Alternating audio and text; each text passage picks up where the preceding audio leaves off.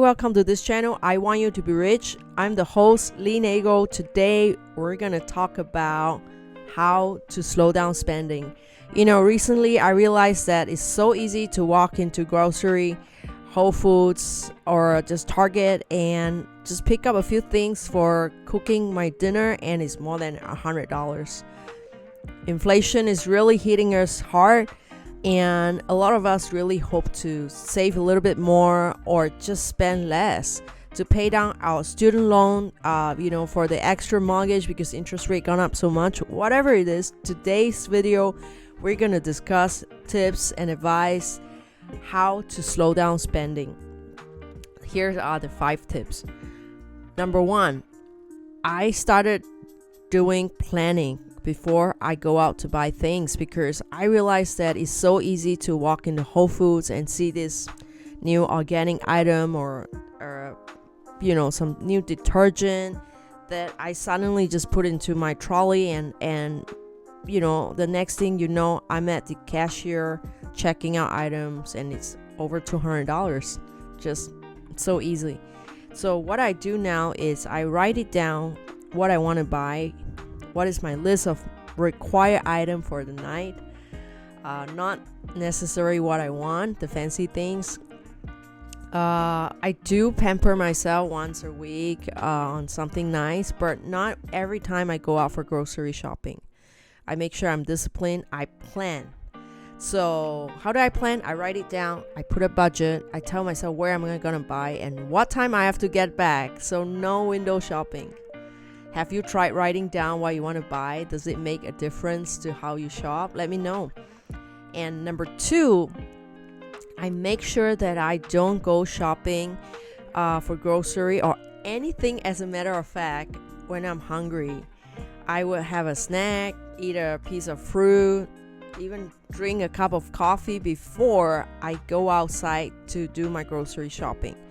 You see, research has found that by just having an empty stomach when we shop, we are going to end up buying so much more things. Have you noticed when you're hungry, you end up with more impulsive purchase? I don't know. For me, definitely. I go crazy. I load up a lot of things on my shopping cart, and that's the last thing I want. Even when you're online shopping, make sure that you're not hungry. Make sure that you're not sleep deprived, hungry, anxious, because this can all cause you to overshop, overspend. Number 3, the thing that I find very useful is to remove automatic payment option on my favorite shopping app. There are many. Nowadays you can just pay using Venmo. So many other options to just pay somebody and scan your card, Apple Pay, and so easy to spend your money. So I remove these options and I make sure that it's harder for me to impulsively shop online. I ask myself what is the budget that I want to keep. I make a budget for the month and I looked at I have a category where I call it impulsive spending. So yes, because I know myself, I spend on frivolous things like a nice pen or some paper. I don't know, things that are very adorable or cute. And so I have $200 a month just to spend on all this, and then make sure that I keep to the $200. So you don't restrict yourself totally. You keep to a budget, and so instead of buying so many frivolous items, you delay it. So give yourself a frivolous budget. If it's very little, $100, $50, but you can then keep to that budget. And number 4, I keep cash. What I do is once a week, in a month, for a whole 7 days, I just spend cash. I know it's very hard because everywhere now, especially after the pandemic, people are using cashless. But you have to try this whole method of cash budgeting where you just put money into a folder. So $200 for grocery, $100 for Subway, another $50 for hot dogs on the streets.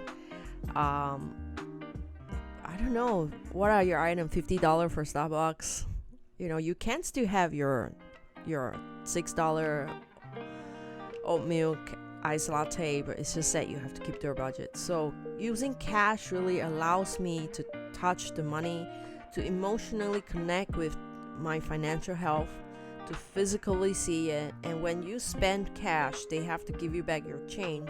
And that whole process is a ritual. It's a holy grail of helping you spend less. It slows down the process because you could see your $100 bill becoming smaller and smaller. And touching money, it's so lacking nowadays, because I'm not saying to throw away a credit card or debit card or whatever, but once in a month for 7 days, detox and start using cash, and you will see how much it changes your attitude about buying something. Because when I scan my card for a $6 iced latte, it doesn't feel like much, but when I take out my $100 bill and it comes back in $20, $50 and quarters, it makes me think again when I want to spend $6 on a Starbucks coffee. I don't know whether it'll affect you, but try this. It really slows down your spending. And the next tip for slowing down spending is basically to slow it down, to delay. So I wanted to buy a Nintendo Switch, and I'm delaying it. I'm telling myself. So I looked at it. I dream about it. Actually, I don't really game much even, but I wanted to start gaming again. But so I delayed it, and that really helps with cash flow. So I wait for the next cash in before I cash out. So delay your spending also helps, and then it also curb your appetite. So like, I really like something and I walk away from it, I have a cool down period. So remember, if you really wanted to buy something and you're impulsive like me, having a cool down period really helps. So cool down, don't buy on the spot. Say, I'll come back and I'll think about it. I know sometimes there's a lot of pressure because the salesperson is there. They look at you and they think you don't have money, and it's okay. It's okay if they think you don't have money and you really don't have money. You don't have to show it to anyone. Hey, I want to show to everyone that I have money. I can swipe my card, I can spend, I can tip. No, don't do that. If you start going down the rabbit hole, you're going to debt. Because self-esteem, wanting to prove to people that you have money, really sometimes causes you to not do so well financially. So delay your purchases. And last of all, I really journal my money habits. I think about what I want to spend on, how I spend on, what are some of the emotions and feelings that come out.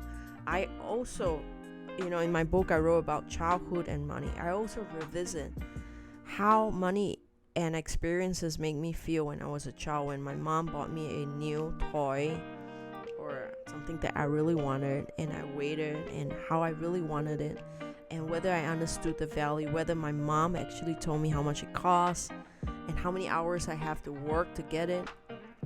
So I try to remember what was my initial experience with money, and I journal it down. And when I bought something impulsively and I have regrets about buying something, because I start looking at my credit card bill and I'm like, wow, did I really spend that much money on this?